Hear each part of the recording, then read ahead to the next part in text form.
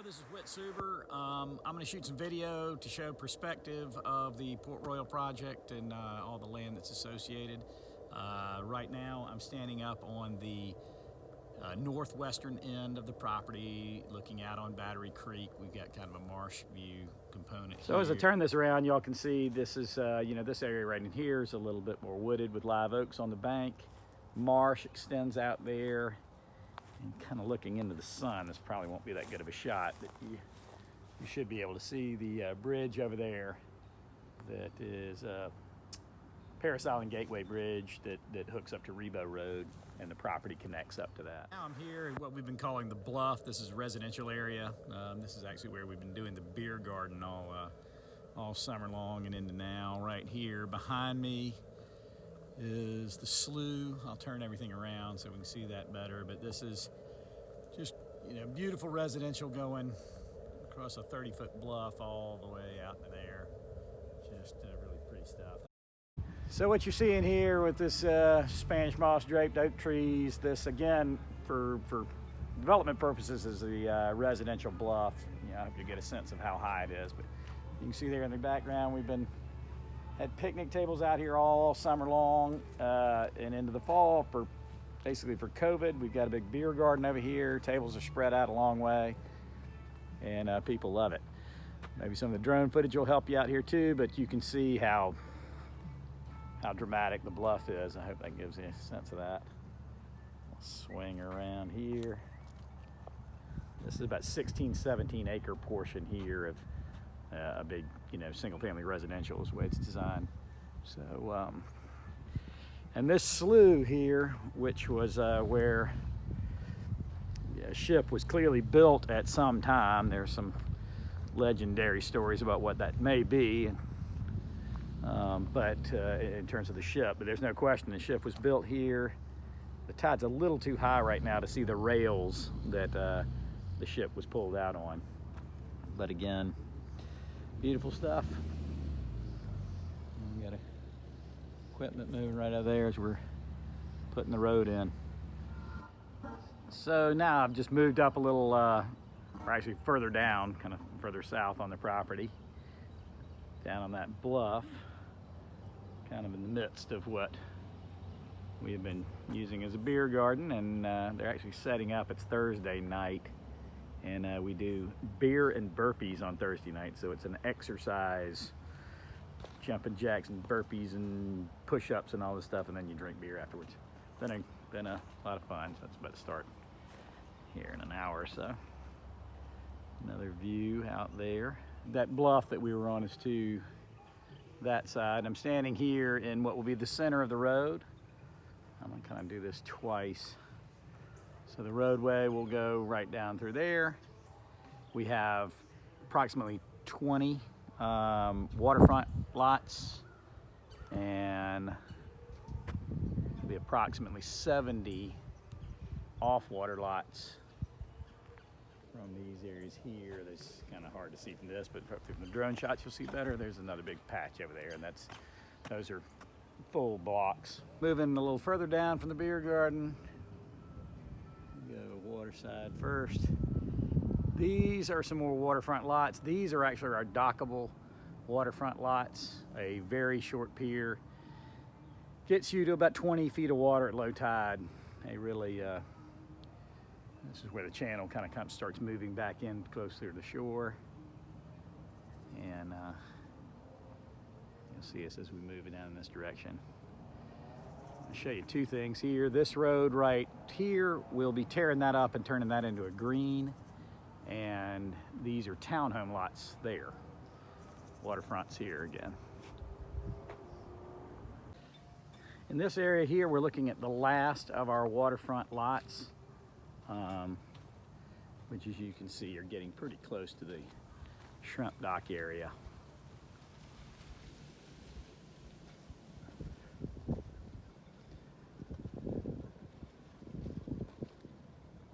All right, here we're looking at the north back side of Fish Camp.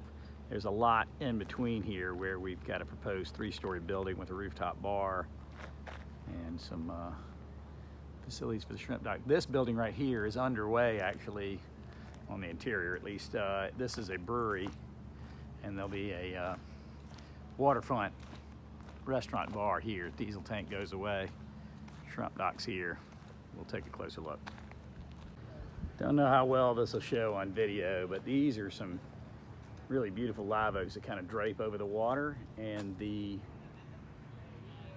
brewery microbrew bar kind of goes in here, and the deck feeds out and wraps around these oak trees. It's going to be really cool. Shrimp docks right in front of us. All right, so now I'm walking past Fish Camp and out onto the shrimp docks. Now these shrimp docks are permitted to basically be rebuilt and expanded, adding a lot more available dockage. You know, right now, obviously, the aesthetics are sort of the key. Obviously, people at the restaurant love it. I think I've seen at least half a dozen proposals out here. Anyway, there you go, out the water. And the old landing craft there, it's got to get pulled out of there. But you're looking all the way down the bluff at the property, and again, the road extends all the way to the road that you can see in the distance.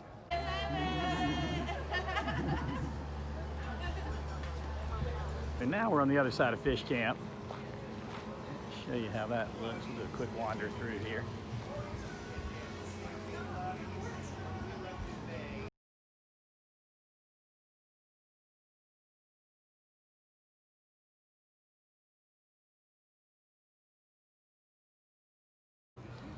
I'm gonna walk out here on the Fish Camp dock a little bit, just give you a perspective from here.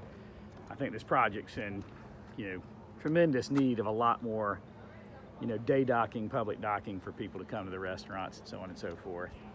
And this accommodates for this restaurant alone pretty much, but the more the better.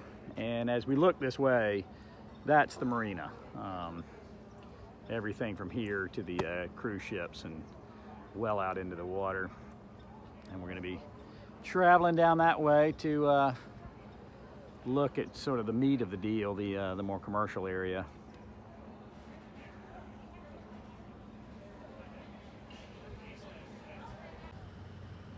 So as we move this way, you can start to see this is the the first little stretch of the Spanish Moss Trail. It's a 30+ mile Rails to Trails program that mile marker 0 is on this property, yet to be built. The trail is actually going to come this way and go out over the marsh and towards the, never going over that water portion and back into the land. There, we got a little pad here that we're going to do kind of a ice cream smoothie bar, small little place here that I think will just be cool and have a great view, obviously straight to the marina. Moving further away from Fish Camp here. Of course, this is the main road that comes down through the property. And move out this way. And this is, again, that larger commercial area.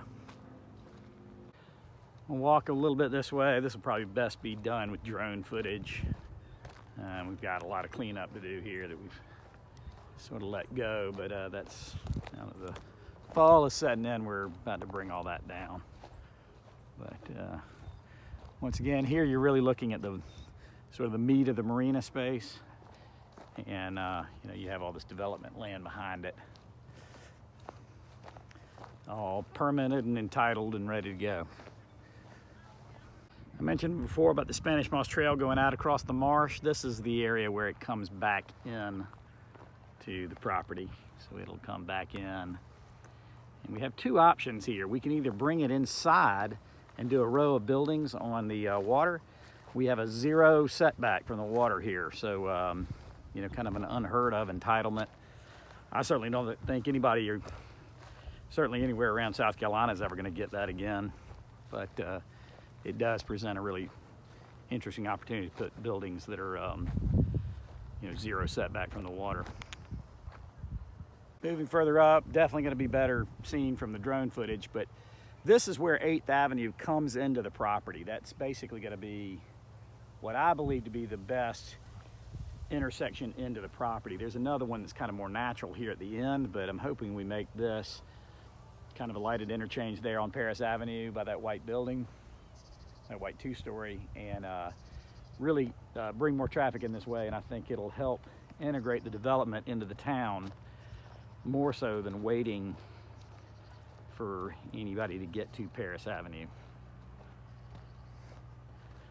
That building there is part of the project, as well as all the buildings behind it that reach to Paris Avenue.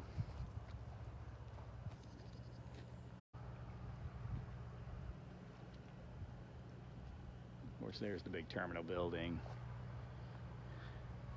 20,000 square foot building, and then barely in the distance you can see the top of the dry stack.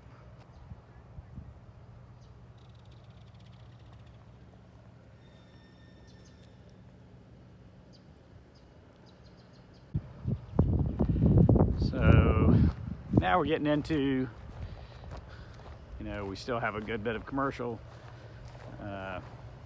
space here in front of us to develop before we approach the the former terminal building. Some other buildings and areas. And that's kind of Paris Avenue, how that comes into the property. Again, definitely a great way to bring traffic. I just think if we go up on 8th, we're just going to integrate into the the existing town with the development a little bit better if we open that up as well. And get a little perspective. Of course, the shrimp docks are way down there. Obviously, the view is usually right up to the water, but we have these cruise ships here, sort of avoiding COVID, basically, is what they're doing. By the way, something interesting for you. There's Rambler. Now we're inside the terminal building. I really don't know how well this will come out in terms of the light, but there's the perspective of the building. There's so many more details to gather on this building through specs and things of that nature, but all structure, the interior walls are a little over 60,000 square feet of space. Clearance, I think we got it at somewhere around 24 or something like that, 28. Anyhow, I'll get that for you.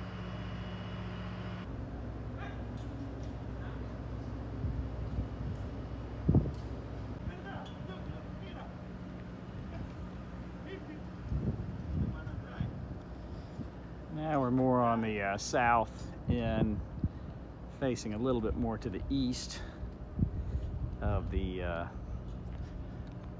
terminal wharf. Here is the dry stack, and then there's that 20,000 square foot building there. Sands Beach is over there, which is a really cool feature, and of course the tower is something people enjoy. Hopefully you can see some of the underpinnings of this building. It's really solidly built. Now looking down this way, this is the 20,000 square foot building. We've got a kind of an awkward triangle here. It's just got a bunch of junk on it now, but assuming we keep that 20,000 square foot building, maybe this makes a small little yard. And we're gonna walk down, which is another stretch of the Spanish Moss Trail, towards Sands Beach.